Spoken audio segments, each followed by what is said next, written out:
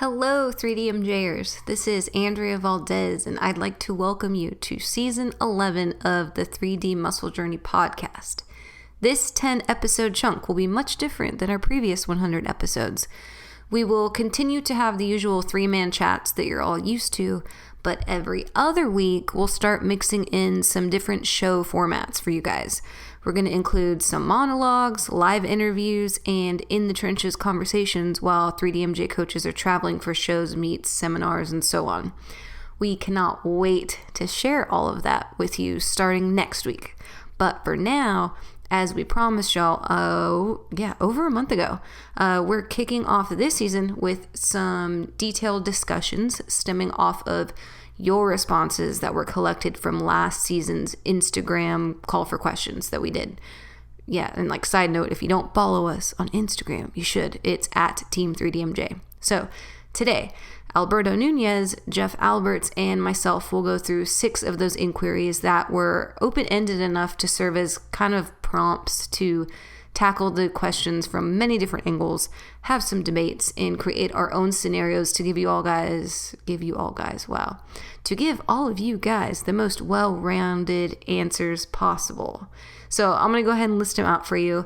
The topics covered in today's episode are minimum frequency requirements for training progress, bodybuilding at home, how to program that, what you need, how often you should do it, how to calculate MRV and how much that matters, adding pounds to the bar slower versus faster, which one of those might be better for you, protein intake problems and its effects on appetite, and lastly, refeeding or carb cycling when not in a caloric deficit. To those who submitted, thank you so much for taking the time, and we hope all of our answers and discussions serve you well. So let's get into the show.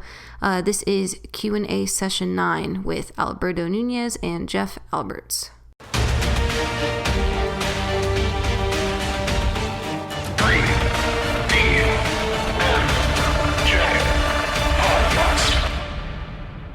Okay, we're going to start with the questions from the case study Q&A form thing that's on our website. So, if you want to be a part of our next Q&A, and you don't want to wait till we post on Instagram or stay, obsessively, although you could have notifications on, you could do that, that'd be nice. But if you don't want to do that, 3dmusclejourney.com/QA is where they ask these. Are you ready, Bert? I'm ready. I'm pumped. I did one of these yesterday, but I'm pumped. Did you? Yeah, one of these podcasts. Oh, okay. Yeah. Me too. Jeff, are you ready? Is that what y'all did? Did y'all do a Q&A when you recorded yesterday? No. Okay, but you did a podcast for 3DMJ. We did. It was a good one, too. Yeah. Okay. What was it about? What are the listeners looking forward to? Good, clean fun. Just Okay. coaches. All right. It's a secret. All right. Got it. Yeah. Okay. Jose Sierra. I think that I said it right. Asks. So he's a super busy student. Really, really busy. He told us a lot about it, but I'm going to abbreviate it with that so that I can get to the main question, which is how many days per week minimum do I need to go to the gym to lift in order to see progress? Okay. We're warming up with a nice open-ended one. I like it. Okay. Do you want to kick it off, Jeff, or do I kick it off? Oh, You're supposed to long answer, Bert. You're supposed to kick it off. And Jeff comes in and closes the deal. Yes, you have to do the opening. What is it? The kickoff. Okay. What's the thing in basketball? Don't make fun of me. The jump. What's it called at the beginning? The jump ball. The jump ball. Yeah.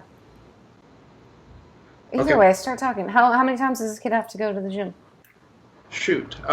So let's just say, I don't know, he's got 2 years left of this mess. And of student mess? Worst case. Yeah. Okay. Yeah, of this super busy time in his life. If he didn't go to the gym versus if he went twice a week, who would be more jacked and strong at the end of that 2-year period? So I think sometimes people are way too concerned with doing what is absolutely best and only getting a full dosing of what it is that they want, and And there's just so much. There's so like even the people who are aiming for that and got this perfect plan, usually most of the time they don't. I mean, like let's be honest, like everyone who thinks they're maximizing everything and doing shit right, by the time they get to us, we're like, well, let's sit down and talk about this. So, honestly, I see a two. Worst case, twice a week. I see it as a situation where this person, just because they're like, even if they were doing a bunch of things, especially a lot of the common errors we see wrong, I feel that they'd have a hard time getting into like big trouble because of something lacking in their system. So yeah, let's just say like do something, and like just the fact that you can do something, well, that's better than nothing. And then just kind of, I guess, bringing it to something that's worst case. Maybe his case isn't that bad. Let's just say 3 times a week. I feel that, shoot, even I could if I was very strategic and good and did everything outside of the gym that I'm supposed to do, I think I could make some progress on 3 times a week. It wouldn't be nearly as much if I was as if I was doing like 4 or 5, but it would definitely be progress. It'd be a bit slower. And just from my experience, 90% of people do their best training 4 days a week. And I'm constantly like, when people come into me, I'm like, they're 6 days a week people. Sometimes they're 6 days a week people, and they have a 7th day of like. Sorry, are you like in a factory? What's happening? That I have no clue what that is. That's someone drove their lawnmower to work. Okay. But yes, 4 days a week people. You have 6 day weekers come to you. Yeah, 6 days a week people, and like it's like you're 3 years into training. Like you don't have to you don't need that much stimulus to progress. Your chances are you're not working with that much volume unless you have like the shittiest genetics on planet Earth, like for reals. So I'd say most of the time I find myself at least trying to get people to go into 4 days a week. Because that seems to be the sweet spot in regards to like what we can get done over the course of like 1 year, 2 years, 3 years. And very few people need 5 days a week or need it all year long. But most people, including myself, could do 3 days a week and they'll be okay. They'll make some progress. Absolutely. Man, that was a really good jump ball. I got a lot of questions after Jeff. Good jump ball. Yeah, it was good. Now, Alberto's. He gave me a little pass, so I'm ready to get that pass, and I might make an assist here. Okay. So, like he's saying, like 2 days a week. Like, let's say you do upper, or let's say you do 2 full bodies, a week. Mm-hmm. You can make progress with that. But I think what's more important, like a big picture perspective, is if you're at school, like you got a lot of school work, you got a full plate. If you try to force your training, let's say you're trying to get a 4, 5, 6 day split. But every session is just like you're just pressed for time, you're rushed, your stress levels are going to be through the roof, and your quality of training is going to suck anyway. So even let's say you were doing 2 days a week, but it's of high quality and your stress is minimal, you're probably going to progress better with less. So that's something that I do with a lot of my athletes. I have one in particular right now that he's a nurse and he's in med school. Oy. Exactly, right? So he's like, how am I going to do this? And he's already on a 4 day split. So what I did originally was, okay, I gave him a plan B workouts. So still 4 days a week, but it was okay, instead of doing your typical 6, 7, 8 exercises per session, hey, here's your plan B workout. It's like 3. And it's like, a couple of compounds and then like an accessory movement. So to cut the workout time down so it's less stressful. And now it's like his schedule's even more hectic. So now I'm like, all right, man, it might be time to invest in some dumbbells and like just a cheap bench to put at your house so you can work out at home. So it saves you time with the drive. You don't have to drive, to and from the gym. You're not there trying to fight over machines. So I had him invest in 100-pound adjustable dumbbells.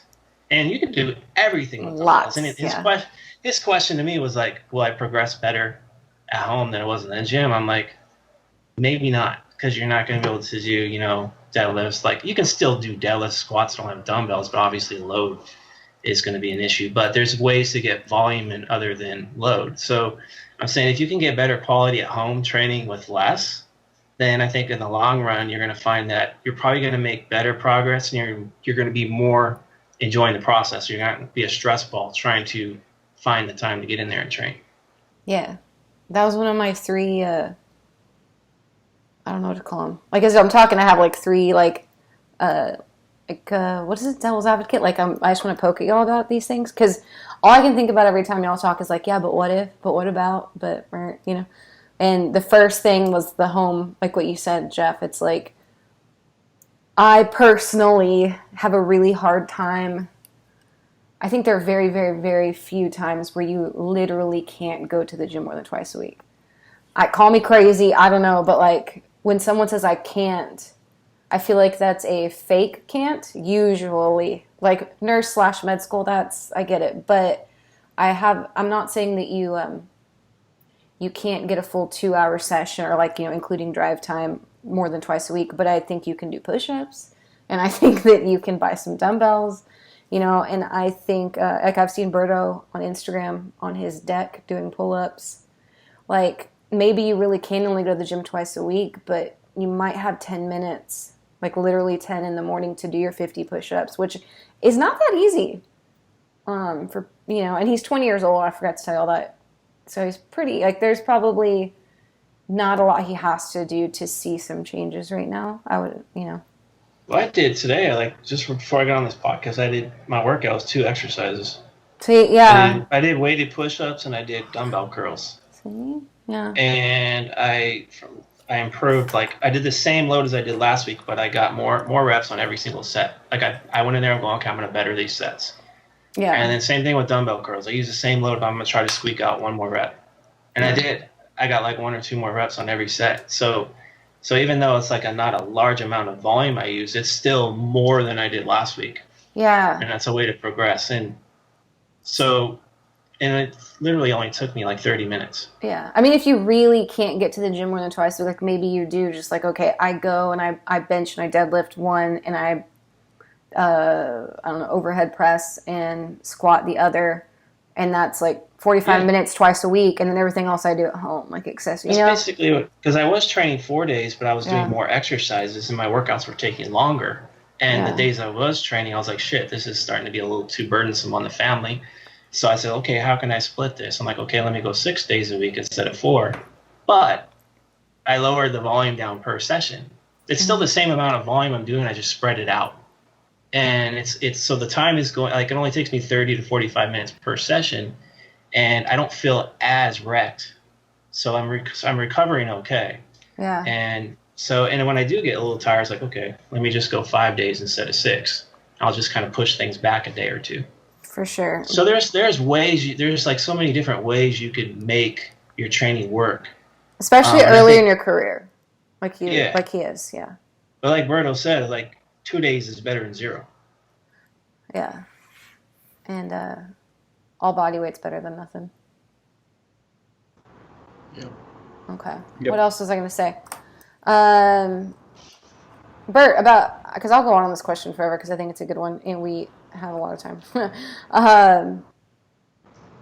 And then your 6-day-a-week people, what if they say, like myself, they just feel right going to the gym damn near every day? It would feel weird. It doesn't feel good. I know this isn't his specific question. I know he's limited on time, but you brought it up that that's something that you fight a lot. Do you actually fight it, or do you split volume, or what do you do? We can definitely do that. The bottleneck with a lot of things is the connective tissue. I think that's why so many people do better with 4 days a week. Maybe we can, inch up a little faster if we're doing 5 days a week, but then something happens. And then we're working around things right. So we can do that. Of course, I let them know the pros and cons of that. I think also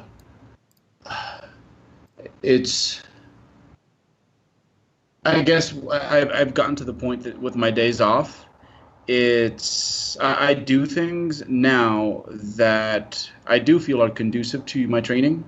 For example, I'll take care of things that I need to take care of that I just haven't been able to do because, I'm training, right? And by taking care of that, that's no longer in my mind. I can train more at peace, and like, hey, my stress levels are down lower. So you can sleep a little bit more, take a nap when you would have been training. So there's things that you can do to make yourself better. It doesn't always like happen inside the gym. And I think for some people, they just it's kind of, I guess it's for irrational reasons, and I'm okay if they know to some extent, but at some point I want to do something about that. And I guess, my biggest compromise is probably we can do 6 days a week, but it's going to be the volume that I think you need to progress, and we can just split that across 6 days. But just know that, hey, that connective tissue is not quite as adaptive. It might benefit from like taking a break here or there. Yeah. So. Yeah, and usually people though too, like, this is just coming to you, if there's someone who was already on their own doing 6 days a week, y'all correct me if I'm wrong, but when we get these apps, usually if they're doing 6 days a week, they are doing a lot every day also. And so therefore, if you keep them at 6 days, but just control the amount of work that they're doing, or being smarter about the amount of work or the types of work that they're doing, it can get you what you want. Like, it's like a compromise in between what they were doing. I'm not a fan of like I have some that are on 6, but I'm not going to favor that split. Yeah. Just for the reasons Berto said, and not just like connective tissue, but just overall fatigue tends to accumulate as the weeks accumulate. And so I think if you're doing a 6 day, you might find yourself eventually getting kind of burned out, and then it's like, okay, let me go to a 4 day. Maybe you go a block, 2 blocks at 4 days where you're like, oh shit, I'm actually feeling better. And I kind of use this analogy as like, my poor ex-wife takes a beating with this, but when I was married for 20 years, like, I thought that was normal, right? Because I was in it. I couldn't like decipher anything else. Once I got divorced, met my now wife, and I'm like, holy shit, this is what marriage is supposed to be like. I'm like, wow, that was pretty bad. So it's kind of the same thing. Like, whenever I get someone who's on a 6 day and I say, okay, you know what, you've probably been doing too much for too long, let's back down and put them on a 5 or even a 4 day split. It's almost like they're just like, holy crap, I feel so much better. Yeah. Like, I don't have all these achy joints and things like that. That starts to get cleaned up. So I think, it's just that amount of days per week. You have to spread it, like Berto was saying, really well. I have one guy, actually, I give him a 7 day split. He's the only one on a 7 day split, is for the reason you said, Andrea. He loves going to the gym, and he has a hard time parking it. So the 2 days one of them is like calves and arms. Actually, both of them are calves and arms. Yeah. Just so he can go in there and do something. Yeah. And it's not that invasive. I mean, we're talking like, and they're high rep, stuff. It's not like low heavy stuff. And usually, like you said, it's the more like, it's not that their body needs to go to the gym. It's that they, raising my hand is me. If I don't sleep well, I don't, like, sometimes I'll go to the gym a second time to be like, I'm just too wired at night. I need to go elliptical for 30 minutes. Or do my swim from 3 days ago that I didn't do, or something like random in order to sleep, which, again, not proud of it. But like y'all kept saying, though, or like Bert, you said, it's like not a logical thing. Like, it's not like you won't make gains if you don't go 6 days a week or 7 or whatever. But I think it's just, y'all have talked about like a good compromise between like what we physically need and then what people think they need. But you can, by playing with volume and playing with the variables, you can make a compromise between the two, I guess, right? That's exactly what I did with the 7 day week guy. Because at first it was like, hey, we're going to do this 5 day split. And the next time we spoke, it was, I did it, but I also did this. Like, you're very honest, I can't help myself. I go. So am I going to try to force this 5 days? Because in theory, it makes sense on paper. Like, okay, this makes total sense the way I have it designed. He's going to progress probably a little better or whatever. But if he's fighting it, and I'm making it less enjoyable, he's going to be more in a stressed state. Yeah. So to me, if I give him the 7 days, as long as he's not beating the shit out of himself, he's going to progress better because his mind's going to be more at ease. He's going to enjoy it more, and his performance is going to be better because of that motivation. Yeah. And the other note I had, is it okay if we use these questions as prompts and not necessarily just answering the question? Because it sounds like that's what I want to do. If that's okay with y'all. Yeah. Like y'all answer, and I find like 8 things within your answer, and I'm like, I think we should talk about that. No, that's good. Okay, Because okay. I'm sure other people feel the same. Yeah. Another one that I wanted to throw out for people that like can only go a certain amount of times, or maybe when they do go, it's like, okay, I can go 5 days a week, but I have 1 hour in the morning before work, and like, or something like that. Was setting priorities, and I think I talked about with Jeff and Eric, like, and I've seen, I think Jacob's Skepis on one of his sheets he showed somewhere on Instagram where it's like, if everything is perfect in an awesome universe, like this is what I want you to do when you go to the gym this day, but every day it's like these 3 have to get done. These 2 exercises would be great, and these 2, if you have time, like extra time, it'd be sweet, you know. It's like Bryce does that with his athletes. He has like a hierarchy of things that are most important. Like we get those done, and here's some other things that I'd like for you to do. Like calf stretches and things like that we do. We can get to those. So that's not a bad way of doing it. Like this is like, hey, when I have a lot of time, I do all this. This is my plan B, my plan C, my plan, et cetera, et cetera. So I think that's a great way of designing a program. Yeah, or like this guy who's like, what's the minimum? It's like maybe he could only go for sure twice a week, and then some weeks, if his test schedule, whatever, he could do 3 or 4, then you have like the contingency, whatever's. Okay, I think we beat that question to the ground. Or prompt. Yes. That prompt. We slam dunked that sucker. Is that a 3-pointer. What's more impressive, a slam dunk or a 3-pointer? I realize one counts more, but. One counts more. Yeah. But so it'd probably be the 3-pointer. Depends how you dunk, though, for style points. If we just, I don't know, the audience will have to determine whether we reverse dunked it or just like a normal dunk. If it's a reverse dunk, they're all just like going crazy right now. So we got a lot of energy and momentum going. Okay. Well, what about like the between the leg ones? If you're doing that in a game, that's just not fundamentally sound, and you're putting the individual ahead of the team. You're showboating. Showboating. Yeah, get out of here. You're on the bench. The coach would pull you off for that. What sport is it that you get in trouble for celebrating? Isn't that is it football? Football, yeah. There's a line where like, and the refs kind of decide what's too much. It's a little out there. Okay. Yeah. Y'all are gonna lose me pretty soon on the sports analogies. That's all I. That's why I'm trying. Yeah. That's all I got. I like how if someone's never played basketball, they have no idea what we're talking about, and we're wasting their time. Okay. I'm supposed to look at my phone for this one. John Lucas. He's 19, male. So I don't know if that matters to us answering this, but it could. Oh, okay. This is the one about the sets. Okay, so I'm going to paraphrase what he said. Bodybuilder 1 does 14 sets for chest for 3 weeks, and on the 4th week deloads. Bodybuilder 2 does 10 sets the first week, 12 the second, 14 the third, and the 4th week deloads. Would one of those be more optimal for muscle growth, and why? So 14 times 3 is obviously overall more, but would it be better for you to ramp it up? Does this matter? There's a lot of other things to take into consideration. Let's hear it, Jeff. What are these other things? Is the load the same? Right. Okay. Is the reps? How many reps? You know what I mean? Okay. Where's the intensity on these on the reps? So there's some missing parts to that question. Very good. Man, I wonder if you'd be a good lawyer, Jeff.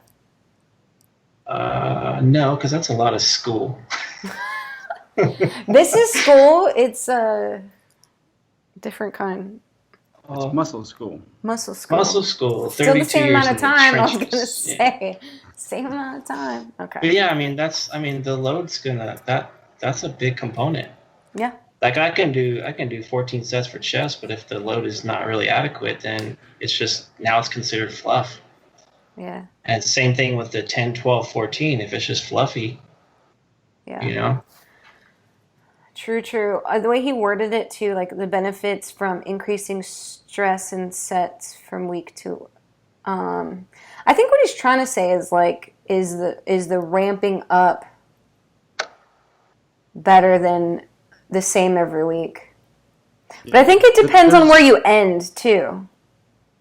Like, I don't think that was as good of an example as maybe if he said, like, 12, 14, 16, because then overall that would be the same. Anyways, go ahead, Bert. What were you going to say? I think with any goal at hand, you kind of have to work backwards. So, for example, simple, easy one that most people can relate to is like, hey, getting into contest shape. It's like, this is the weight we're targeting. Let's work backwards and see if we have enough, time to get there, right?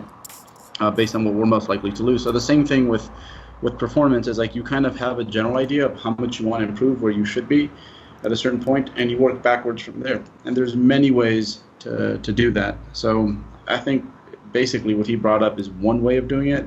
Jeff brought up some really good points, and there's also other variables. You can do the same amount of sets, but maybe the reps left in reserve are decreasing with each week. You're adding more reps in that case, right? Like, it could be the same load, or you're increasing the load. So I think he's got like the right idea for the most part, but that's just one way of going about it. There's many ways to make a program, I guess, linear. Because all programs, they should be linear. Like, you should see that trend in that direction. So it's not a bad setup, but there's many other ways of doing it. I personally do love ramping up sets with people, and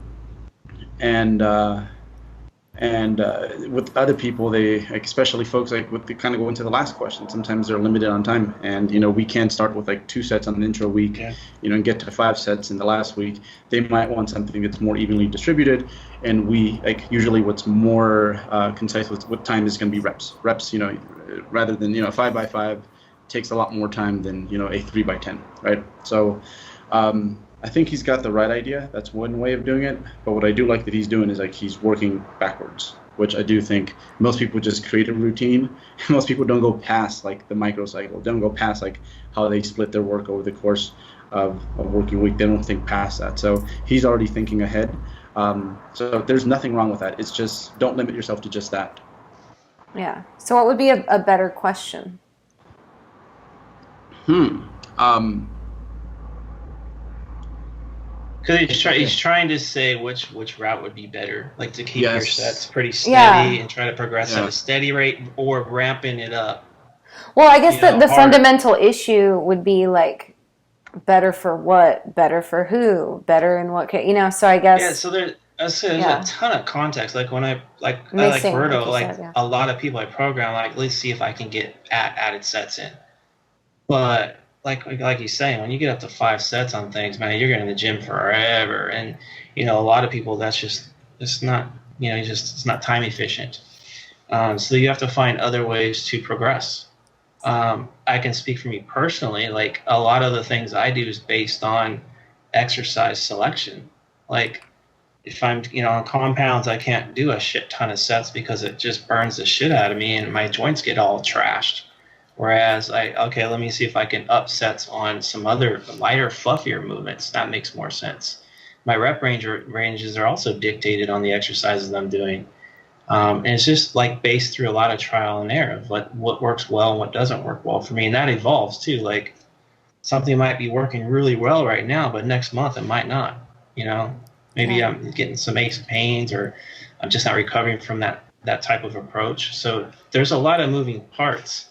And I think over time, as you collect your own data, you're going to start to see, like, okay, does this system work well? Does this system work well? Yeah. So to me, it's like it's just evolving. It just keeps evolving, and I don't think it's black and white. Like, is this approach to the volume better than this one? Right. I don't think it's cut and dry like that. I think it's very it's very individual, and there's a lot of moving parts, and there's a lot of context to constantly assess and to keep evolving. Right. Couple of the ongoing questions, like, cause he wrote us a little blurb, and it was like there's like 3 questions underneath that same kind of scenario, and it was like the benefits of increasing stress from week to week, and then does overload have to occur every week, and what's your opinion on overreaching, which kind of goes into the other question, which is the next guy, Mike Shannon, asked us. How do we calculate MRV? But it sounds like the global, like, of these 4 questions is like, how hard can I push it? How hard should I push it? How do I know when I push it too hard, right? Shit like that. Is that what y'all hear too?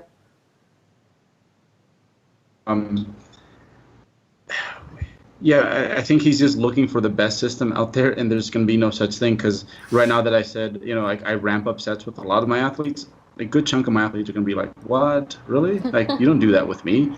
And I have some athletes that they really can't do this wave loading stuff. They'd rather just be much more patient and just kind of know what they're doing every week and have it somewhat stable. And I'll do things like, hey, we start at 12 reps and we just keep going until we get 20 reps, and then we up the load. And that takes super like slow, months. but you know exactly what you're lifting on every movement. Yeah. I think what's important too is like, because everybody wants fast progress. That's what a lot of people are after. I want to make the most progress as fast as possible. But you have to think of it from a longevity standpoint too. So if you're ramping your sets up, how's your connective tissue handling it, for one? And not just, hey, what's going to happen over this 4-week block or this 6-week block, but hey, what's going to happen a year from now if you keep running that over and over and over again? You want to get to where I'm at 32 years later, still doing this. So that to me, it's like you have to look, like to me, it's like I try to encourage my athletes to look in it from a bigger window. Like, okay, not what you did this week to next week or this month to next month, but actually maybe you look at this 6 months versus the next 6 months. So even if, let's say, your loads are only going up, let's say 5% over a year, 5 years down the road, 10 years from down the road, that's going to add up. So to me, it's like you have to pay attention to how you're responding to things, not just from a progress standpoint, but how are you holding up physically, mentally, emotionally, like all that stuff. To me, it's part of the picture. Let me ask you something that has nothing to do with this question, but kind of. We keep saying that. I don't mean like we. I think like in this podcast we say that often. But do you think it's because we've all been lifting a long time, and like when you keep saying, how's your connective tissue? Like I literally didn't feel pain the first like 5 years I lifted because I was just so excited. And this kid's 19, you know what I mean? And so it's like, when did things start hurting you guys? I got injuries early on, like little strains here and there, because I was trying to do more than I needed to be doing. YouTuber? Because I didn't. Yeah, I feel that almost early on, like any sport I've done, it's like by the end of a track season, like my shins were busted, and I was like I would pull quads, not hammies, all the time, and like everything I did, like at some point, like just left little dents that I had to work around, and it just made any further progress. I had to work around that, and that's what we're trying to avoid with, especially like a 19-year-old. It's like a big part of how far you go with this has to do with how healthy you stay. Yeah, absolutely, and it's never too early to start thinking about that. The best way to to minimize like issues with connective tissue is to basically like not ever have any to begin with, I think. So that's why we preach that, and I think for some people, yeah, it's like way over their head, like really, like yeah, that's exactly. The old man reply. Like yeah, if I had one guy in my gym, I was like in my early 20s. This guy was probably my age, maybe a little younger, but he was doing overhead presses with dumbbells, and he was doing like quarter reps, like at these the little top. things. Okay. Yeah, exactly. Like he was raising the roof. Quarter range of motion. Yeah, he was raising the roof. But yeah. Basically, yeah, he was like looking at me going, and I think I was doing like incline chest presses with 100, and it wasn't the prettiest of form. Like I was getting after it, screaming, all that good stuff, because I thought I had to get there by tomorrow. And he unsolicited advice, he just tells me, hey, you need to lower that weight down, clean it up. And I'm like, in my mind, I mean, I wasn't rude to him, but in my mind, I'm like, yeah, whatever, old man, you don't know what you're talking about. And now that I'm the old man. Like, I mean, he's right. Like, if I would have cleaned my form up, let's say I went from 100 down to, let's say, 80-pound dumbbells, 85, 90, my range of motion would have probably been a little bit better. My strokes would have been a little bit cleaner, more efficient. My volume would have probably been better with a lighter load than in the sloppy hundreds. So even though I didn't get injured, still I put myself at risk for it. So why do you need to put yourself at risk, or why do you need to put your RPMs at 6 grand, even though you're not getting hurt. Yeah, maybe you're a little more pliable because you're younger, but it doesn't mean you can't snap. And it only, like Berto says, it only takes one bad rep.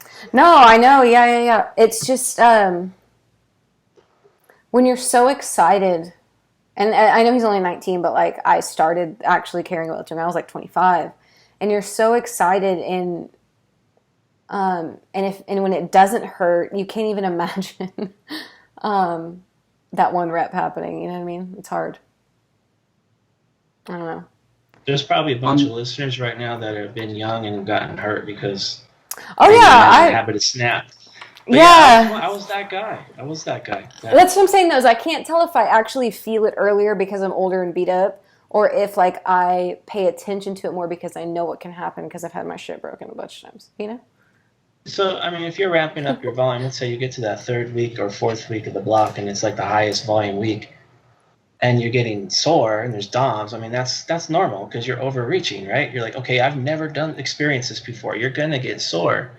But if that soreness is not going away, it's taking forever, or, you're just feeling achy, or you're just feeling like shit, in general all the time. Yeah. To me, it's like, is that productive? Is that too much stress? So maybe it's like, instead of that, maybe it's just you just notch it down just a little bit.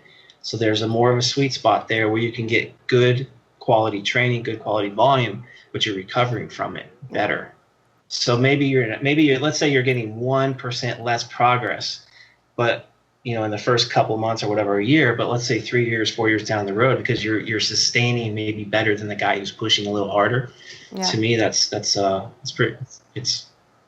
worth it. That's kind of exactly the next question. One last thing on that note. No, keep going, but I think this is like pretty much still going to need your input, but go ahead.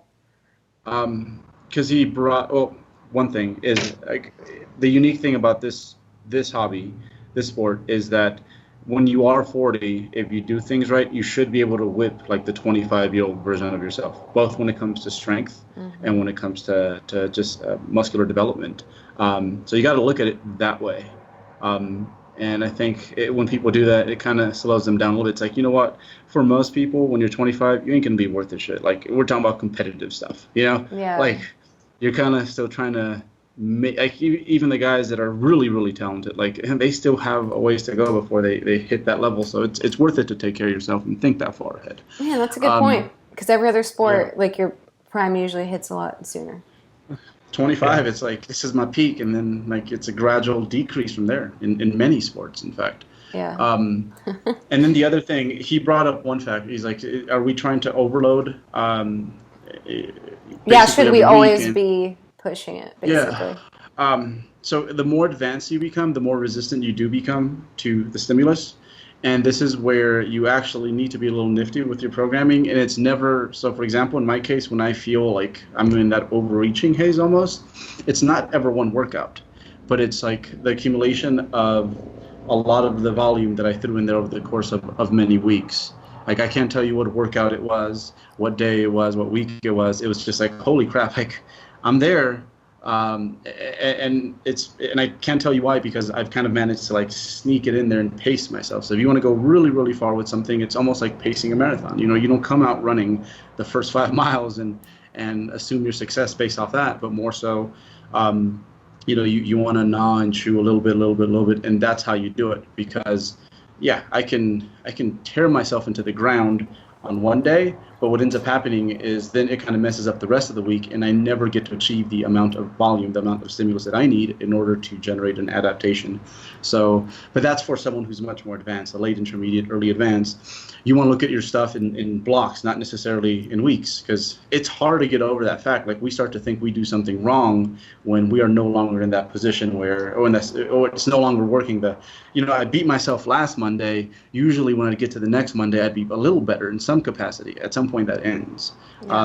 And you have to pace and nibble for a long period of time before you get to that point. And then you get to cash in on all your hard work. So yeah. Another thing. Oh, go ahead. No, just throwing that in there and it's I don't think it necessarily pertains to his situation because he's probably in a position where like, man, every 4 weeks, cashed in, cashed in, cashed in, and every month you're doing something different.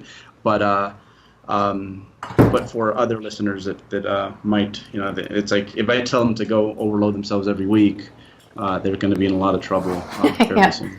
Another thing when you said about the sport, that whole 20 versus 40, that's a pretty unique thing compared to other sports, right? And another one that really sucks, in my opinion, is that you can't just do more. Like I'm talking about how if you're this excited kid, but we've very clearly established like you can't just keep going because some shit will break. Whereas a lot of other sports that are more technique based or skill based, you can fine tune stuff, and it's not a problem. Like in gymnastics, I'd sit there and work on my flexibility at home, could work on my hand positions, my neck posture, shit like that. Whereas like with bodybuilding, like, you can't just curl all day. Like you can't go home and just curl while you're watching the camera. I mean, you can, but at one point when you bench, where your elbows hurt because like when you know how to curl, you know how to curl. When you know how to squat, you know how to squat. And if you just go home and practice squats, you're just tearing yourself up more. Yeah. Yeah, our practice comes with, unfortunately, like if you're a golfer, yeah, you could go putt for 6 hours. Yeah, that's what I mean. Yeah. That there's this recovery aspect to the things we do, for sure. 3DMJ prides itself on keeping this show, our blog, and our YouTube channel as free and relevant sources of information for our community week after week. We also release additional free video courses as often as possible at 3dmjvault.com. If you'd like to help support our mission and our work, please consider becoming a monthly patron of our endeavors. Go to patreon.com/team3dmj and donate as little as $1 per month to our cause of helping educate and grow the drug-free bodybuilding and powerlifting communities worldwide. You can definitely choose to donate more, and if you do so, we'll send you discount codes for future use on any of our paid products. But any little bit helps, and we appreciate your monthly support in any amount that you see fit. So again, you can start assisting the team at patreon.com/team3dmj.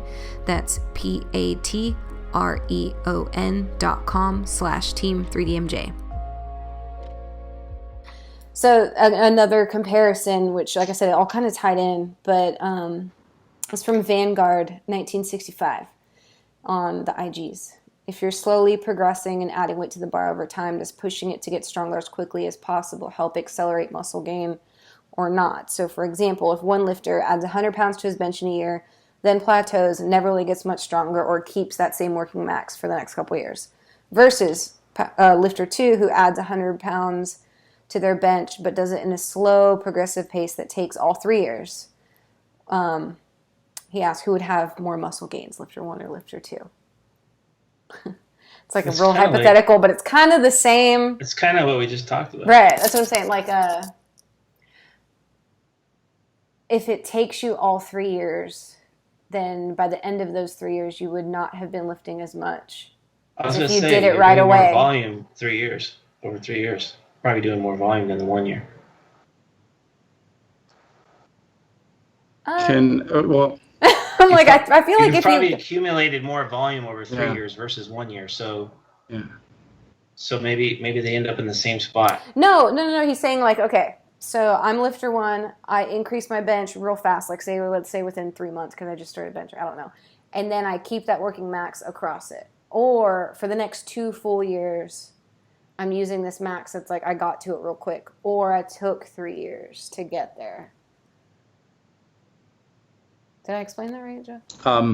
Yeah. Because the first one did 3 years to that place, he's like training soft. That's what I was saying. I don't think there's many situations where you will go 3 years without getting stronger in some capacity. You're just going to look the same. I do think sometimes when people hear the buzzword progressive overload, they almost everyone thinks like week to week. When it's like, no, the general trend should be that you are getting stronger, and it's more like, hey, it's been 4 months. Go back 4 months. Are you stronger in some way? Yes, then you are progressing. But like 3 years, that's I guess too far fetched. Okay, let me ask this, Bert. When's the last time that you PR'd a compound, like one of your big 6 movements? Oh yeah, I like where you're going with this. Thanks. Are you muted? Yeah, I keep muting myself. Oh. There we go. We're back. So just recently, and they're not always like best set of five. But for example, the other day I hit, let's see, it was on dumbbell presses, on flat dumbbell presses. I did 6 sets of 7 with 125-pound dumbbells. I don't think I've ever done that before. So you have that. First thing to note, you didn't say my 1RM back squat went up 10 pounds or whatever. Like that in itself. No, but I'm saying. Oh, go ahead. That did. So my best, I guess sub 3 squat ever was 525 for a set of 3, and recently I got 485 for 1, but I was like 30 pounds lighter. So, there are, but they're kind of all over the place and in different sequences, I guess. It's not always. So there's different ways to express the fact that you are producing more work, more muscular tension, and sometimes it's a 1-repper, sometimes a 3-repper. Those are super clear, but there's other ways too.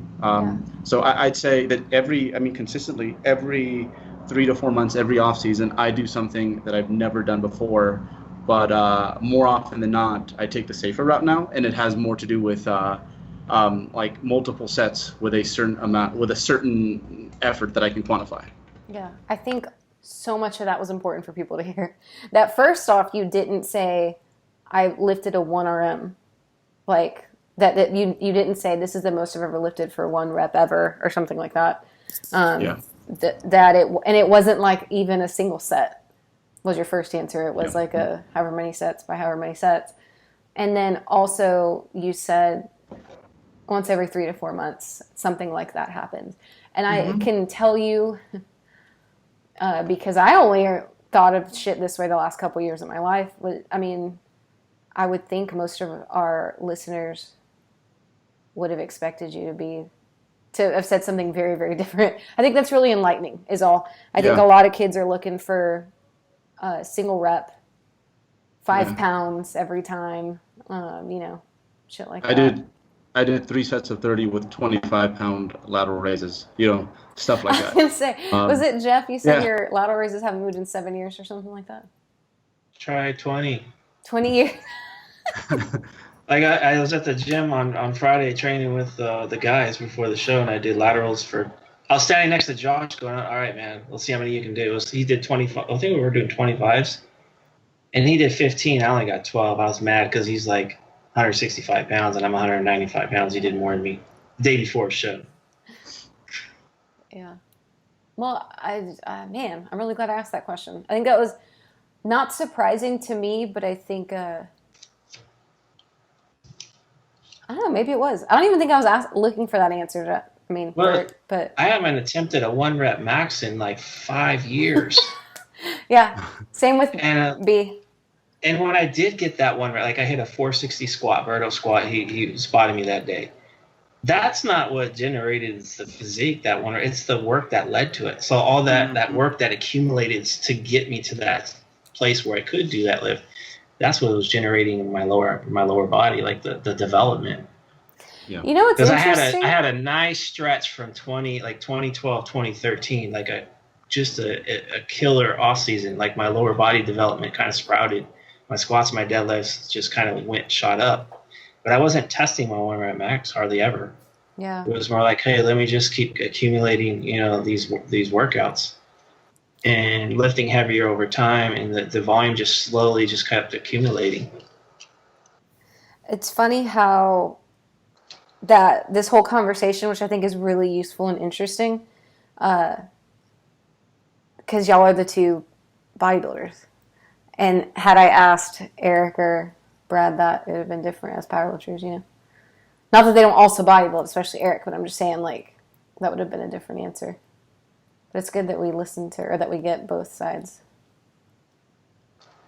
Because Brad would have told me, a number and a date, and I would have been and my lesson would have been see how rare that happens for a powerlifter like Brad, which is true.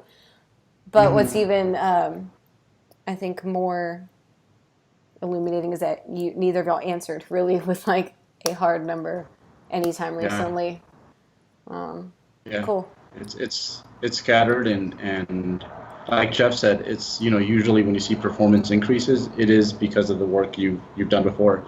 And even powerlifters know this. Like they go through their volume blocks. Yeah. They do things with certain sequences that they've never done before, and usually that translates to like, hey, strength gains. But even for them, like cross-sectional area muscle growth is super important. And on the side, that's one of the reasons that powerlifting is so much better now. Like volume blocks used to be non-existent, just 4 or 5 years ago, or not very common anyhow. Yeah. Well, and any like truly seasoned, well-programmed powerlifter probably is chasing far more things than 3 different one-arm. You know what I mean? Absolutely. They have a lot of other ways to improve and measure their progress. So, man, what a great 20-minute. What is this? I'm real proud of y'all. Oh, shit, it's been 50 minutes. Okay, let's keep going. That was 3 questions in. Let's see. Let's talk about food. Let me find one about... Okay, good one here from Ben Vincent. Everything else from here on out is from Instagram. Ben Vincent 22 says, I overate protein for years before tracking, and now I never feel full. My protein portions are about half the size they used to be in meals, trying to stay at or just under 1 gram per pound of body weight per day.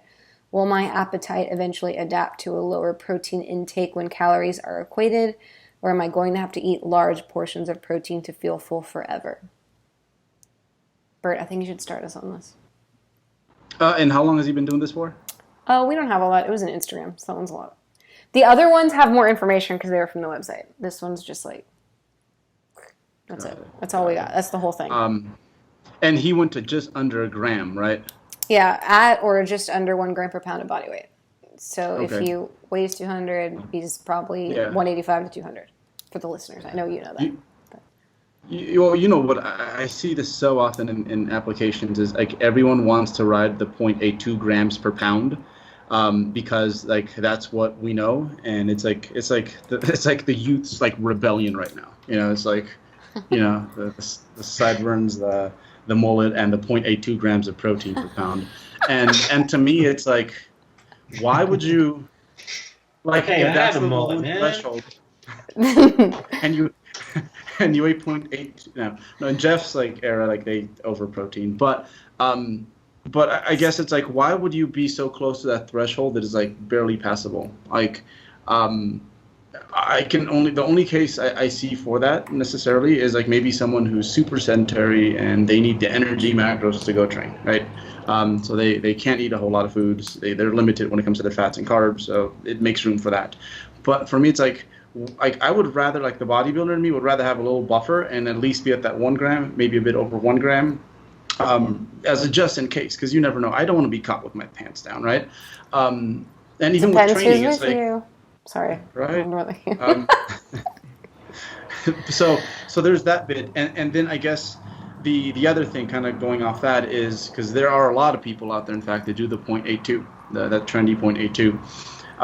Is that the consequences for being over protein just slightly are far less than, say, someone who's doing a diet that's almost like at ketogenic levels, where there might not be enough carbohydrate to power their physical activity, right? So what happens with a lot of the protein we eat, even if it is 0.82, is that it does get converted into glucose at some point. We get to use it to train. It's not the most direct path there, but it's like at the end, the consequences for being slightly over proteined, like, they're not that bad, and like you still get to use like the protein for energy. So with this person, I think a quick, simple remedy is like maybe if it's 1.15, 1.25 even, like why don't you just go there?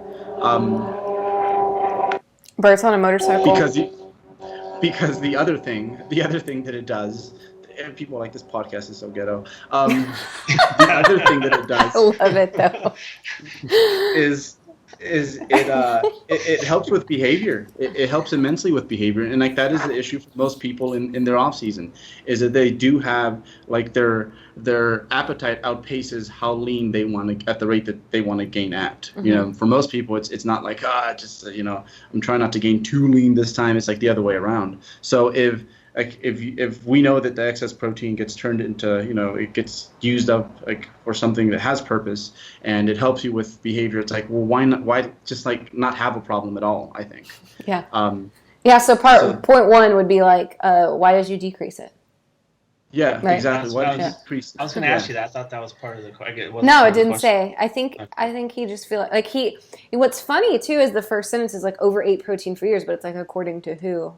Because because you read something, or probably. So yeah, we can't go off his like, because we don't know his exact metrics, but it's just things that I have seen. Like it's all the science dudes do like 0.82. So like when they have a conversation with the bro at the gym that's like really jacked, they're like, yeah, bro, I only need 0.82. It's like, again, it's like a pompous thing almost. Like did you know you only need 0.82? And some people do just fine with less. Some people. Yeah. So, yeah.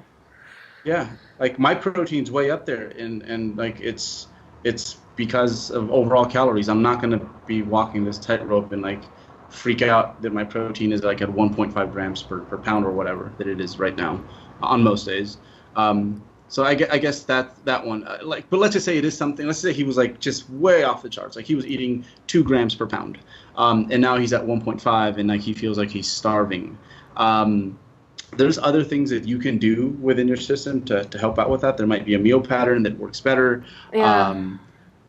That's what I was going to say, like how much, like if let's say that you have no one says you have to have a shake. Like if 30 of your grams are from a shake, like maybe if you change that into a meal with chicken, you wouldn't feel like this and it wouldn't be a problem. So, I mean, there's a lot of things you could do.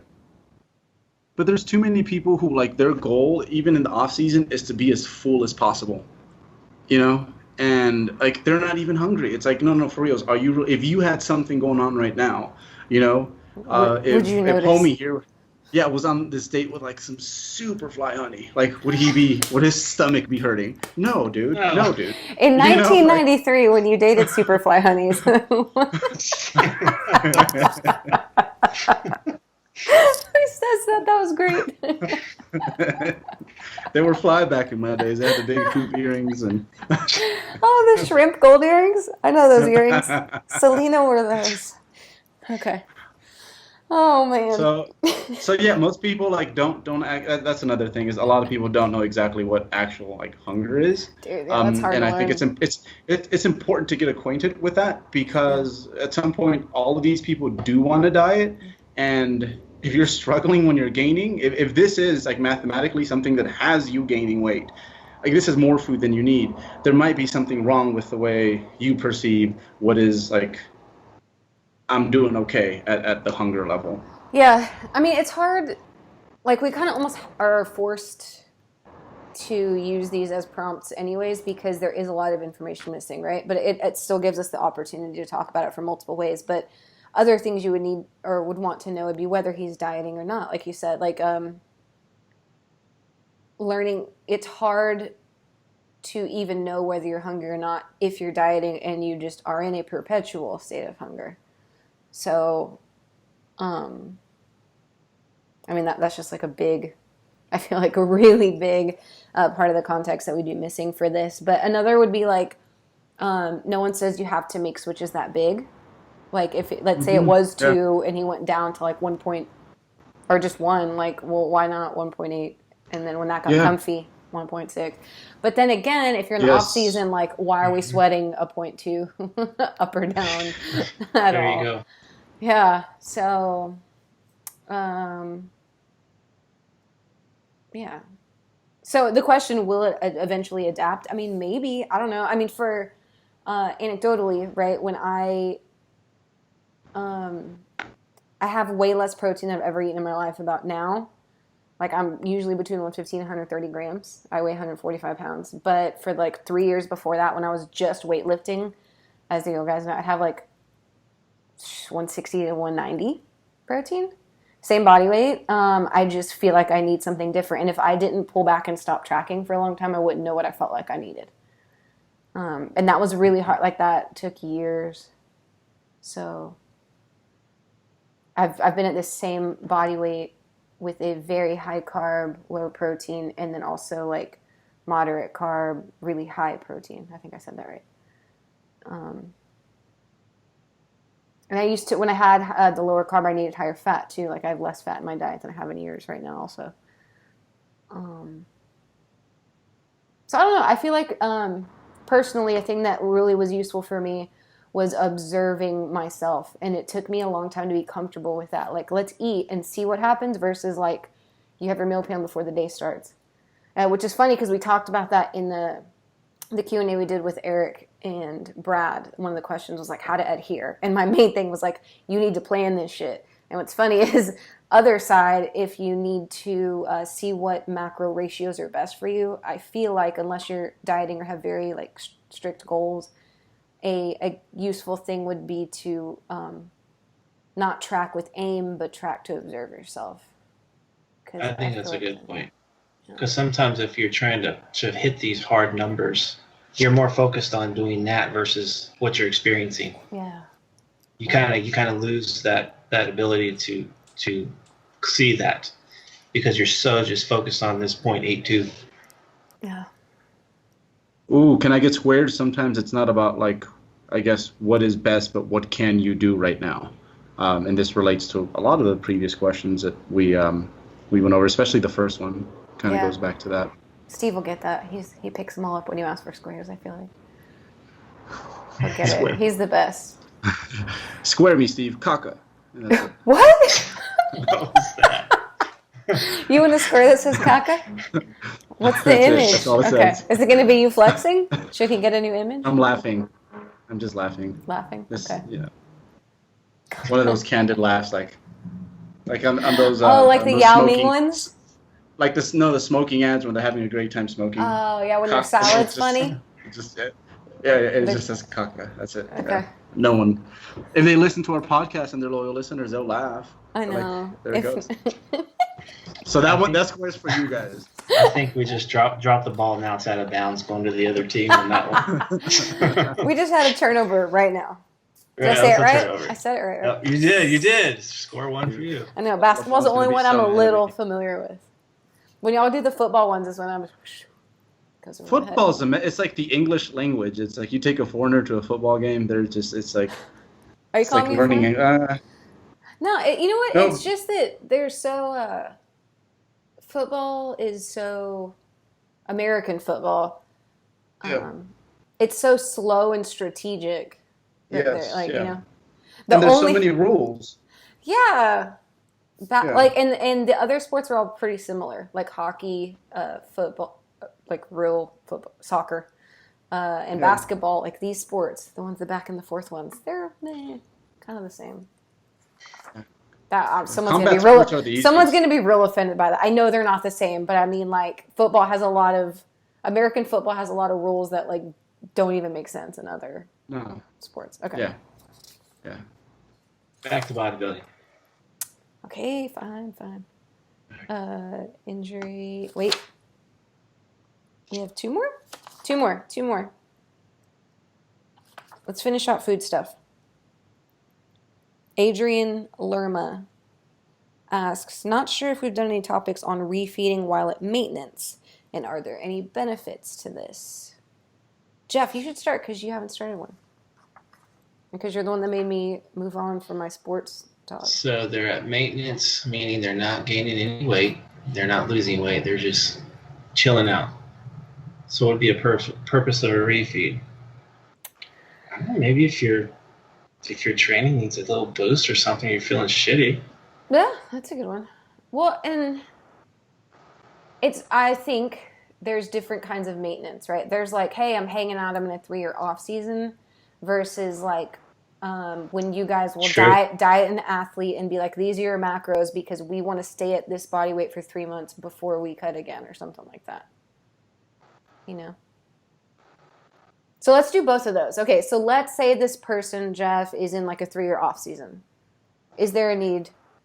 I usually don't have people doing refeeds if they're in a deep off season. Okay. Because they're usually already like if you're that deep into an off season, everything should be good. Your body weight should be at a good point where you're not hungry, you're performing well, you're recovering well, you're sleeping well. Like all the variables should be in order. Yeah. So to me, it doesn't make sense you would have refeeds put in. And in that state Right. or in that position. Right. Bert, what do you want to add to that for someone who's in like a 3-year off season? Okay, so yeah, I guess there are a few reasons that you would want to be maintaining weight. I don't know, maybe you're a power lifter, right? Yeah, And yeah, you're yeah. right So at the like if place you're where you if you're need to be. not, because we'll get to this, like a steady, purposeful hold, like a strategic one. We're not there. We're anyone else who's just like walking about trying to look kind of jacked or lift Yeah. pretty strongly. Sometimes like you just hit a leg in your training that's a little bit more intense, and yeah, maybe you need like a little burst of energy. Like I think we've all had it where we've especially when our training didn't have, like, we weren't doing super formal gaining and cutting cycles. We were just trying to look good, gym rats, right? And you cheat, right? You go out and you have a burrito or something, right? And then like you feel horrible about it, but you get in the next day and you're like, holy crap, like, yeah, I felt like crap about it, but like I feel it, right? But these squats, though, yeah.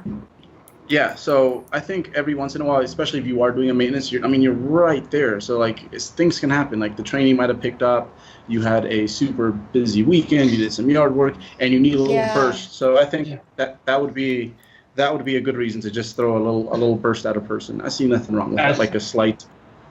Well, I think most people, would you say most people that deep in off season, their weekends are most social and they're going to eat more in general anyway. So they're refeeding without the assigned refeed anyway. That's what I was going to say. Like there's like what you eat during the normal week. Like for example, I on Thursdays, I've talked about this a lot. Well, there's one day a week for years, Brandon and I have like our day. And we always go out to eat at least once, sometimes lunch and dinner. And we're doing stuff throughout the week. And it's not like I'm saying like, and I will eat a lot today. It's not that. It's just like I have these daily habits all the time. And when we're out and about, trying new places to eat, we'll get ice cream, stuff like that. Like it's not like I'm saying, let's get fat today or this is cheat day. Like I don't have that mentality. But I do know, I think I mentally like, this is literally the one. It's not even a full day. It's like after we train, the rest of this day, I just don't think about being an athlete at all. Like I don't worry about how I'm going to feel. And so therefore I don't, like, I go to a restaurant and I'm like, oh, that looks interesting, because Austin's all foodie town, as y'all know. And it's like, let's try that thing because it's new and different and whatever. And then it's like not a big deal. Or like, oh, we went by this bakery and we got something. It's cool. But it's, and honestly, the next day, it's always like the day before I don't train or it's not a super heavy session. And I actually tend to feel like more tired, but I think it's because of like all the increased like sun and weird activities or whatever. And then the week goes back to normal. And I don't know, I don't notice a big increase in like body weight. I don't notice an increase in sleep or anything. I just, so I guess if I track all my other days, usually observationally most of the time. And if it's like, say, between 2,000 and 2,300, that day I might be way up. But I know that like, if that was like 26 or 28 or something, then my weekly average in my head needs to bump up. And like, so maybe it's not really like a week low and then a refeed. It's like my weekly average is just here. And that's something to note. Like it's not... Like I said, it's not like strategic. It's just how like most people live their lives. Most people, if you're deep into the off season, you're going to live life a little bit more than you are when you're prepping, obviously. So most people's Monday through Fridays are going to be pretty routine.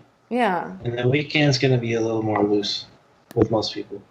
And people are going to tend to eat a little bit more on those days. I was going to say, but I feel like if you view it as a refeed, or like a lot of people view it as like the word cheat day, just like, I feel like when you view it that way that's when you like go from my 2,000 to like 4,000. Like that's like, what can I fit in this day is usually what people think, instead of like, I'm going to live and shit happens. I don't know. Also, I guess on this note, like, what is weight management? I was just or maintenance? Some people swear it's like, hey, if you weigh 133 pounds, like that's what it is every day. But it's more like, hey, 2% down. If someone is, it's been 6 months and that's kind of where they've been hovering for the most part, I'd consider that a maintenance phase. So maybe this person who is asking this question is just kind of like, maybe they are that tightwad that doesn't have this stuff on the weekends, doesn't have those days where they kind of let their hair down a little bit, and they're asking like, can can I have this, right? So yeah, weight management is like, say, some month, 1 month you might spike up a little bit, and the next month, just kind of stay the same. Next month up a little bit, and at some point down. That's weight. Like, you're gonna drive yourself insane if you're trying to weigh basically the same thing like week after week. I was gonna say that's a good point. Because refitting while at maintenance, and we've all said like we all, I think intuitively when we think off season, we're like, oh, body weight maintenance. But I think some of our people, like when you say tightwad, might think that like when they say maintenance, they mean like maintenance calories. Does that make sense? How those are different? Yeah, but you would be at maintenance calories because you don't want to do anything up or down with your body weight, I'm assuming. Right? Well, I don't know. Say the power lifter or someone who just some dude that's running around at, say, 12% body fat, which is a fantastic look for most people. They just kind of want to stay here. They don't want to, like on the other podcast about competitive bodybuilders, they never want to get to that 17. There's no need for them to do that. And they never want to get down to 7. There's no need for them to do that. They just kind of want to stay there. So I when I think of maintenance, like someone who just wants to eat enough, to power through training, to make some improvements. That's who I think, like someone who is pretty good at doing that, because we have bodybuilders that go through cutting and gaining cycles, and then they want to do a test maintenance just like for whatever reason, say like before prep, right?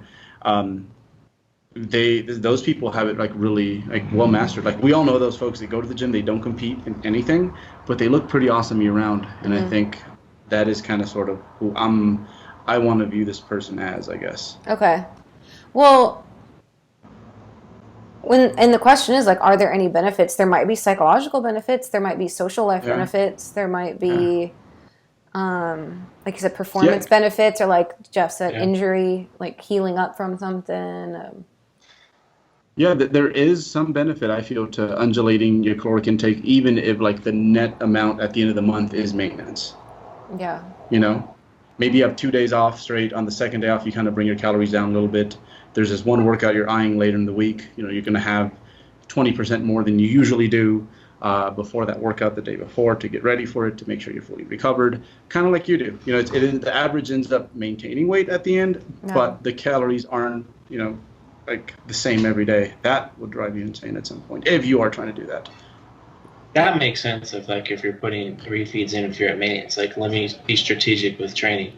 Where am I going to put these calories to help training? Yeah. Well, and if you think about it, on the other question, like, okay, this is we're ramping the sets up, but here's a high set week. Okay, maybe your Saturday and Sunday before you start that week, you got a couple of refeeds. Now you're well fueled for the start of the week. Yeah. Or you're saving it maybe for later when you got a leg training session, a hard leg training session coming up. You're like, okay, let me strategically put a little more calories there. Yeah. And I think physiologically, if we're thinking like refeed means eating more than you possibly need at this day, right? I mean, you could, let's say you eat the exact same amount because you're a robot or whatever, but on Sunday, you decide to stay, like maybe you have this big crazy job or whatever, you're a construction worker, you're a waiter, whatever, and then on Sunday, you just stay home and watch Netflix all day, but you eat the same amount. Like, that's technically a refeed. Like, physically. Or what if you're a hiker like Bert? You're gonna be like, let me fuel up for this hike. Otherwise, he's gonna be wrecked the next day. Totally wrecked, something like that. Because people do most people do activities outside of bodybuilding.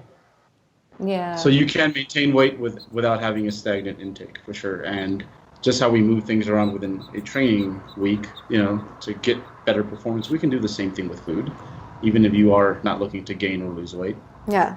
It's just a tool, like Jeff says. It's a tool. Yeah. In your toolbox. Yeah. Tool belt. Okay. Either or, yeah. I think I'd like to wear a belt more than carry a box. Fanny packs are in there. Fanny packs. Yeah, I have some fanny packs, yeah. Okay.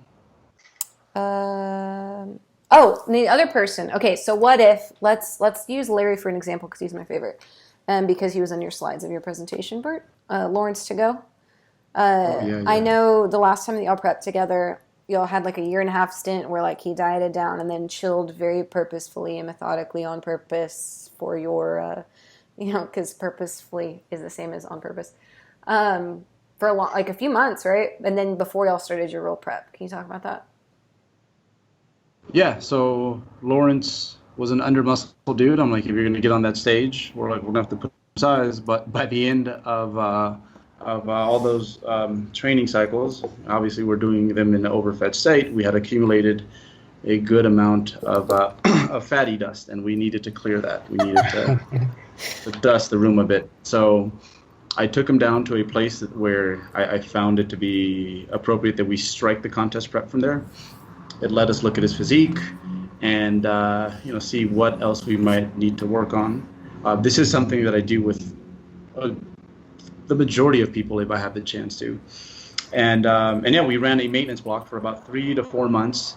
Obviously, we can't make everything grow when we're eating that close to maintenance or at about maintenance. So we just ran some specialization blocks and worked on the body parts that I felt, even after all that, still needed an extra push.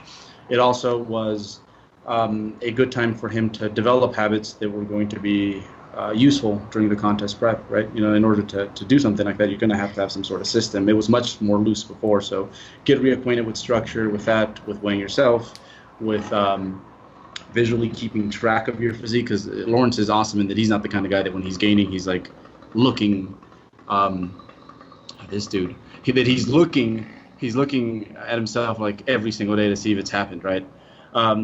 So for about 3 to 4 months, we went through a maintenance phase, and then 3 to 4 months later, we jumped off and finally did the contest prep. And I think through that maintenance phase, he might have gained like 2.5, 3 pounds. On purpose. So on purpose. Like being monitored. Being monitored, yeah. And it was more so like, I guess if we are running a maintenance, I would rather it kind of trend upwards for someone who is looking to compete, as opposed to like, 3 months later, it's like, man, we've lost some weight, because technically that is a period where there was a net deficit. So yeah, the maintaining phase prior to the contest prep, I like people to allow themselves to get a little bit heavier before they start the prep, because that's where most people train at their best, whether they like the way they look or not. That's just what I feel is best practice. And then we trim it off, go through a maintenance phase, see how everything's looking, maybe throw in one big body part, one small part that we want to really want to make us, final last dash on. And then we press the contest prep button. And because they've done something that's a little bit more tedious than the gaining phase, they're mentally pretty well equipped. They don't have to change too much when they transition from like, hey, off season, contest prep. So yeah, that's what we did with Lawrence. So in that situation, his 3 to 4 month little maintaining phase, do you have refeeds? Why are we not? It kind of depends on the person. If they're kind of a burner and they're more likely to run away from me, we probably will. What do you mean with both of those things? Okay, so like they chew through energy really quickly. So some like people, when you overfeed them, so when you overfeed them, they kind of tend to wiggle it off and they don't know, So with those people, maybe you might throw one in every 10 days. It's like, hey, you know what? Hey, Lawrence, you are a burner. We'll say, go have a burger with the girlfriend or something. Have some ice cream after. With the fly things honey. Like that. Yeah, with the fly honey. All right. It's my favorite. That's really romantic. Some burgers, making something. Honeys love burgers. They do. Okay. So yeah, we would do something like that, or with someone who just kind of needs that break, and like every once in a while, it's like they kind of need to leave, not full time, but maybe just for a meal, maybe just for hey, let's double our oatmeal in the morning and add a little bit more rice to that evening meal. Some people need that just mentally, and then there are some people who absolutely don't, because when you leave them, when you're eating at maintenance, they just kind of stay there. They don't. They're not, I guess, quote unquote burners. So okay. So yeah, it kind of depends on the person. Like me, I don't need refeeds at all. Yeah. But you do on your feels do. I do, yeah. So, yeah. I do. Like I was telling Alberto, was it yesterday? I was telling him, or no, the day before, because we went to pizza, and I have like one day a week where I just, eat a little more, or eat something that I like outside of the Monday through Friday norm. So yeah, Jeff would be category 2 in that case. But yeah, they're a tool, and Yeah, there's nothing wrong with like I like to eat big before I start my training week, and that's even in my my intake isn't like stagnant the whole week. It kind of varies a little bit, but if I start my training week on Monday, I usually I get a little bit more the day before. So refeeds can be many things to many different people, I guess. Yeah, because if you could even be something where like I am in a dip in my training, and instead of being like, and I'm going to have a lot of food this day, it could be like whatever your normal breakfast is, if it's eggs and oats or an omelet and oats, it's like I'm going to have an extra half cup of oats every day from now on and see how that goes. Like it doesn't have to be, like it's all just like the tool belt and how do you want to use it and why do you want to use it and when do you feel like you need it, and then try that for a month and write some notes down. Did that feel better? Did it matter? Can you eat more and nothing happened? Great, do it again. Like, So, okay. One more? No, let's see. We're at time, y'all. Okay, this kind of relates though. So we'll just do this one and then give it a go. So for off-season weight gain, how long should your weight averages be the same before you add calories? So if I am in a long-term gain-taining phase I planned on gaining 10 pounds this year. I don't know. Go ahead, Bert. You're nodding your head. Say something. So I think someone who has to make changes all the time, to me, that means that you're not in control of, you're not very good at controlling your energy balance or your energy needs. Like for the most part, I think all of us here can kind of take someone and we're within 90% the first try, and this is an educated guess in regards to like what we think you should experiment with. And because our energy output varies so much, like 7 days is too small of a sample to base any decisions off of. I think if you're like, you know what, I did everything, I did the math, I think personally at about 18.25 calories per pound to gain. Like that's what I think I need. Try that for say a full month, and then after a full month, and say you were hearing, like I'd say within 90%. That's fair. Then you can decide, am I gaining at the rate that I want to gain at or not? Because the people, they hear the, all those percentages in regards to what you should be gaining a month, and they break it down into weeks. They drive themselves insane. Nuts. Like, yeah.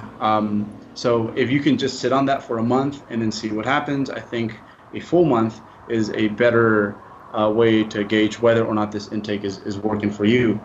And on that note, I guess even bigger picture, I like to look far like ahead, like really work backwards. Like if this gaining phase you're scheduled for 12 pounds, like some months are going to be within those, say, 7 months of gaining, right? Some months are going to be faster than others, and that's okay. So give yourself like a little bit of a window in regards to like what you can gain. Let's just say this person can gain half a pound all the way to a pound and a half. Anything within those ranges is like okay. Yeah. Like don't freak out if this month is on the faster end, this month is on the slower end. Lucky for you, like fat loss is pretty easy to cure, and you're going to see over time that some months are just faster than others. It's really about where you end up at the end. So yeah, the weekly thing, no way. 2 weeks, not enough. 3 weeks, you should be able, if you do your research and you kind of figure out what it is that you need, and you plug in yourself to whatever formula you use, you should be pretty close to what you should need, and then just let the month, I think, do its thing.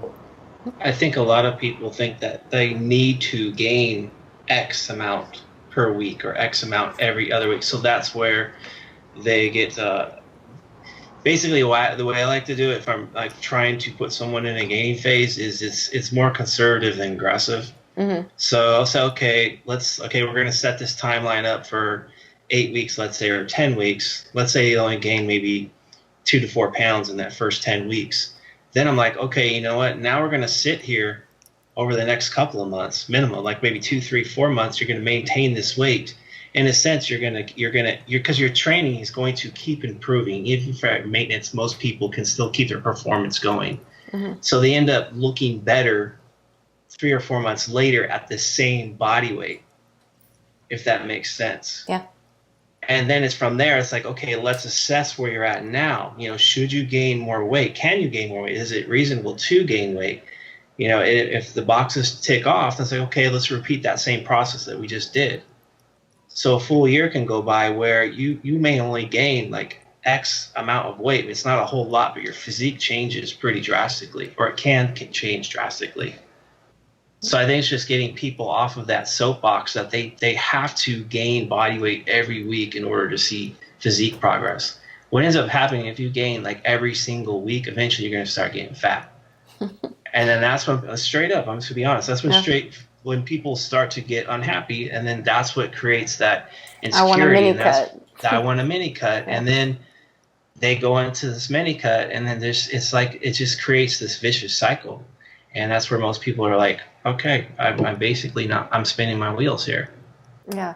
So what I'm hearing is people in a gaining phase don't necessarily have to be gaining weight. Not all the time. Right.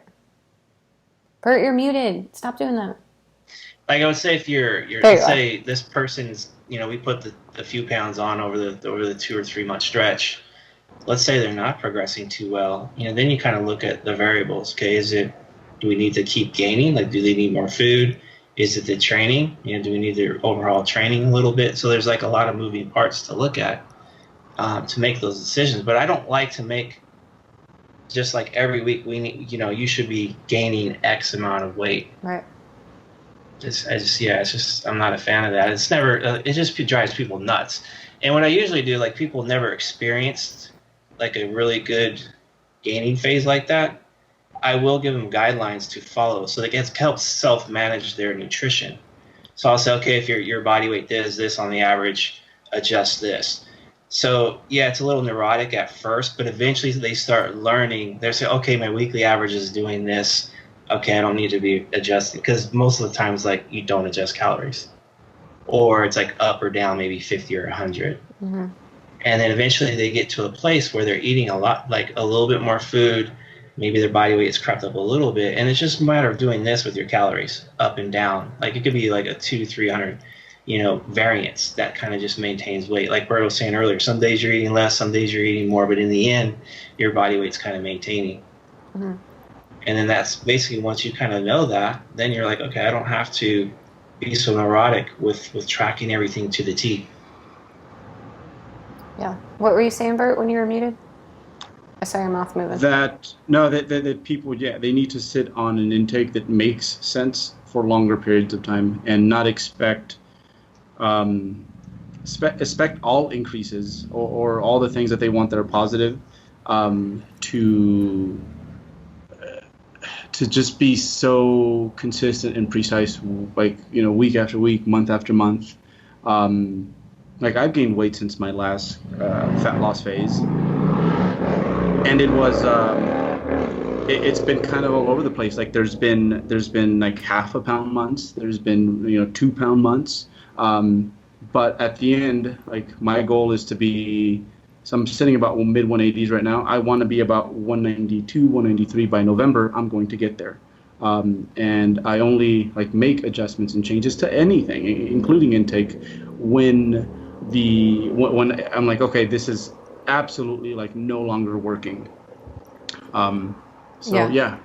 Work backwards and sit there for a minute for sure. And I think something y'all said that goes directly to this question, but probably isn't what they thought about when they say, like, how long should your weight averages be the same? We definitely don't mean exactly the same. He said, like for me, when I say my body weight hasn't changed in 3 years, that I'm anywhere between like 144 and 147, 9 times out of 10 when I weigh myself. So, I've had a couple 148s after vacation. I had a couple 142s after I got injured and wasn't doing legs so much.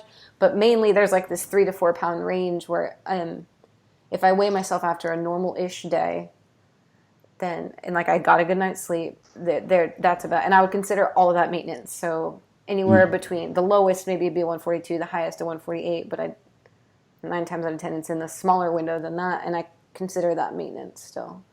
And like Bert, when you say some months I've had a half pound, some 2 pound, but I know you swing like 5 or more pounds a day. So how do you measure? Yeah, how do you measure that? Like in your brain, how can you tell that you're maintaining weight or gaining weight with how big your swings are? Just the overall trend. You know, if I'm like, oh, you know what, I'm no longer seeing 182s. You're right. It's like when things that disappear. 190 used to be, yeah, that 190 used to be like just when I was being naughty, you know, and now that 190 is like in the middle of like me just taking care of business day after day.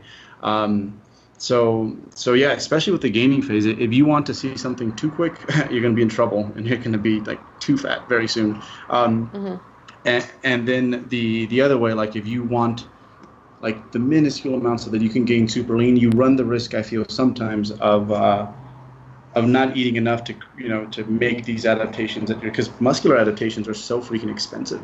You run the risk of hey, today your body wants to grow. I'm simplifying things, but it's not there, you know, because you're fucking around too much. So yeah.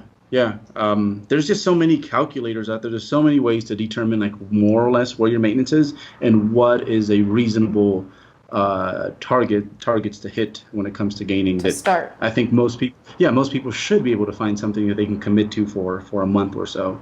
But and then you don't go back to the calculator. You go with what this month told you. I think you collect your data. Yeah. Exactly. Yeah. People will fight over like this formula, that formula. It's like shut up. It's like they're all estimates, you know. Like none of them. Like I would have them here on my desktop if that's how it worked. It'd just be like part of my spreadsheet if they were that good. So yeah, patience for sure. That's like anything else. That's been like I think the theme, and I think it's just a theme for like every one of our. If you want to do this right, you're gonna have to be really freaking patient. Yeah.